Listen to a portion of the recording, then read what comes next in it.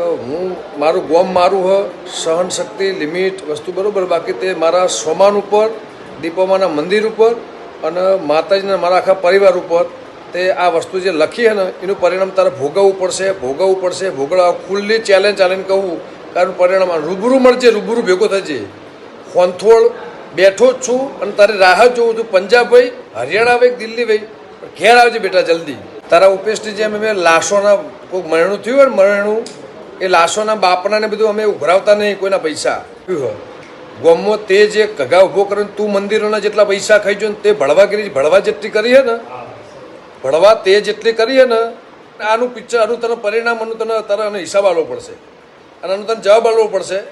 મારા સમાન ઉપર જે લખ્યું હોય ને, હવે તારાનો જવાબ આપવો પડશે. તારા દુનિયામાં જ્યાં જવું હોય તો જજે, બાકી તે ખોટી જગ્યાએ હાથ નોખ્યો, ખોટી જગ્યાએ દુશ્મની હોય, આ દુશ્મની તને બહુ ભારે પડશે.